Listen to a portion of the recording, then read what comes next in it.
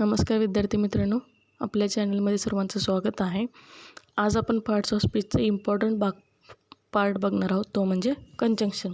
ह्याच्या आधी आपण बाकीचे 6 पार्ट्स ऑफ स्पीच बघितलेले आहेत. त्याची लिंक मी खाली डिस्क्रिप्शन बॉक्समध्ये देते. ज्यांनी बघितले नाही त्यांनी ते बघू शकता. आता बघा, कंजंक्शन म्हणजे काय आपल्याला समजावून घ्यायचं आहे. तर कंजंक्शननाच आपण लिंकिंग वर्ड असे सुद्धा म्हणतो. लिंकिंग वर्ड म्हणतो कारण ते दोन वाक्यांना, सेंटेन्सना किंवा फ्रेजेसना जोडायचं काम करत असतात. ते एकतर दोन शब्दांना जोडतील, फ्रेजेसना जोडतील किंवा सेंटेन्सेसना जोडतील, म्हणून त्यांना लिंकिंग वर्ड्स असे म्हणतात. लिंकिंग वर्ड्सचे 2 टाईप आहेत. कंजंक्शनचे 2 टाईप्स आहेत. फर्स्ट आहे तो कोऑर्डिनेट कंजंक्शन आणि दुसरा आहे तो सबऑर्डिनेट कंजंक्शन. तो 1 बाय 1 आपण एक समजावून घेऊया. फर्स्ट कोऑर्डिनेट कंजंक्शन कशाला म्हणायचं बघा. There are words that join words, phrases और sentences of equal ranks. 2 words असतील, 2 फ्रेजेस असतील किंवा 2 सेंटेन्सेस असतील, इक्वल इम्पॉर्टन्सवाले किंवा इंडिपेंडंट मिनिंगवाले सेंटेन्सेस असतील, त्यांना आपण कोऑर्डिनेट कंजंक्शन असे, आणि इंडिपेंडंट सेंटेन्स असतील त्यांना जोडायचं काम करणाऱ्या शब्दांना आपण कोऑर्डिनेट कंजंक्शन असे म्हणणार आहोत. तर बघा, each part of the sentence is independent called as coordinate clause. 2 sentences आहेत, त्यांना जोडतोय तो वर्ड म्हणून त्याला आपण कंजंक्शन म्हटलं. पण जर ते दोन्ही सेंटेन्सेस स्वतःचं इंडिपेंडंट मिनिंग कॅरी करत असतील तर त्याला आपण प्रत्येक सेंटेन्सला इंडिपेंडंट क्लॉज असे म्हणतो आणि त्या कंजंक्शनला कोऑर्डिनेट कंजंक्शन असे म्हणणार आहे. कोऑर्डिनेट कंजंक्शनचे एक्झाम्पल्स बघा. He bought a cake and ate it himself. And हा शब्द झाला कोऑर्डिनेट कंजंक्शन. आता ॲड हा शब्द काय करतो बघा, दोन्ही स्टेटमेंटला ॲड करायचं काम करतो. फर्स्ट स्टेटमेंट आहे ही बॉट अ केक आणि दुसरं आहे एट इट हिमसेल्फ. ह्या दोन्ही स्टेटमेंटला ॲड करतो आहे, हा दोघांचं मिनिंग जोडतो आहे, म्हणून त्यांना लिंकिंग वर्ड आहे तो अँड. त्याला कम्युलेटिव्ह कंजंक्शन असं सुद्धा म्हटलं जातं. Subtype. His father or his uncle may come to meet. His father or his uncle alternative आहे. एकतर त्याचे पप्पा येतील किंवा त्याचे काका येतील. अल्टरनेशन दाखवण्यासाठी जो शब्द लिंकिंग वर्ड वापरला जातो त्याला आपण कोऑर्डिनेट कंजंक्शन म्हणतो आणि त्यातला सबटाईप आपण त्याला अल्टरनेटिव्ह कंजंक्शन असं सुद्धा म्हणू शकतो, ऑरला. थर्ड आहे he is tall but he is very thin. Adversative conjunction, coordinate conjunction कशाला म्हणायचं बघा. तो उंच असला तरीसुद्धा तो सडपातळ आहे. उंच आहे एकीकडे चांगली क्वालिटी दाखवतो आणि एकीकडे सांगतो की तो ही इज व्हेरी थिन, एक त्याची क्वालिटी दुसरी क्वालिटी दाखवतो. तर हे 2 अपोजिट क्वालिटी दाखवतात.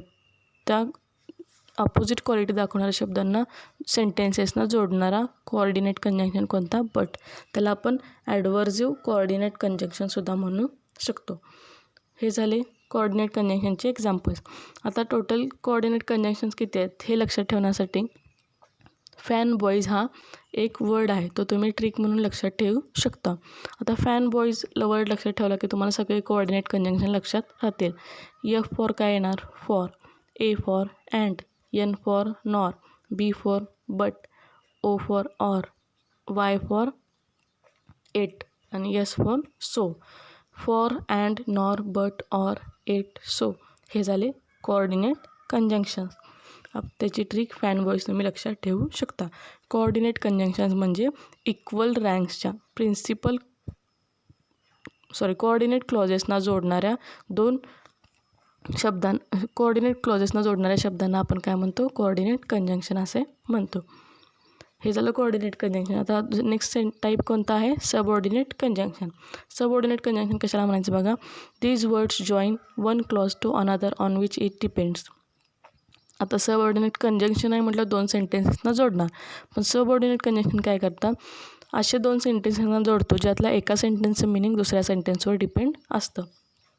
मग ज्या सेंटेन्सचं मिनिंग दुसऱ्या सेंटेन्सवर डिपेंड असतं त्या सेंटेन्सला आपण सबऑर्डिनेट क्लॉज असे म्हणणार आहोत. आणि हे डिपेंड असणाऱ्या सेंटेन्सचं मिनिंग ज्या सेंटेन्सवर डिपेंड आहे त्याला आपण प्रिन्सिपल क्लॉज असे म्हणणार आहोत. म्हणजे ज्या सेंटेन्सवरून दुसऱ्या सेंटेन्सचं मिनिंग काढलं जातं त्याला प्रिन्सिपल क्लॉज, आणि जो डिपेंड राहतो पहिल्या क्लॉजवर त्याला आपण सबऑर्डिनेट क्लॉज असे म्हणणार आहोत. त्याचे एक्झाम्पल्स बघा. Please stay home till I return. तू घरीच राहा जोपर्यंत मी येत नाही. याला आपण सबऑर्डिनेट कंजंक्शन असे म्हणतो. सेकंड, टिल हा झाला subordinate conjunction. Don't open umbrella before it rains. जोपर्यंत पाऊस पडत नाही तोपर्यंत छत्री उघडू नको. हा झाला बिफोर. हा काय झाला सबऑर्डिनेट कंजंक्शन ऑफ टाईम. त्याचं सब टाईप म्हणू शकतो आपण.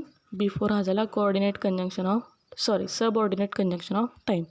थर्ड आहे nobody knows where he has gone. Nobody knows where हा झाला कनेक्टिंग वर्ड. तर तो सबऑर्डिनेट कंजंक्शन ऑफ प्लेस असं सुद्धा म्हणू शकतो आपण. वेअर हा झाला सबऑर्डिनेट कंजंक्शन. नेक्स्ट आहे I will attend the meeting if I am invited. मी मीटिंग अटेंड करेन जर मला इन्व्हिटेशन दिलं गेलं तर. इफ हा झाला सबऑर्डिनेट कंजंक्शन ऑफ कंडिशन आहे त्याच्या. इफ जर मला अटेंड केलं तर मी जाईन. हे सेंटेन्स दिसत नाही आहे बघा. She is more brilliant than her sister. She is more brilliant than हा वर्ड दोन सेंटेन्सना कनेक्ट करतो आहे. तर तो झाला comparison, subordinate conjunction of comparison. तर subordinate conjunction of time, place, condition आणि कंपॅरिझन हे त्याचे सब टाईप्स आहेत. जो सेंटेन्स दुसऱ्यावर डिपेंड राहतो त्याला सबऑर्डिनेट क्लॉज असे म्हणतात आणि ज्याच्यावर डिपेंड राहतो त्याला प्रिन्सिपल क्लॉज असे म्हणतात. हे झालं सबऑर्डिनेट क्लॉजबद्दल. कंजंक्शन म्हणजे लक्षात आलं असेल. काही कमेंट असतील तर तुम्ही काही क्वेरीज असतील तर तुम्ही कमेंट करून विचारू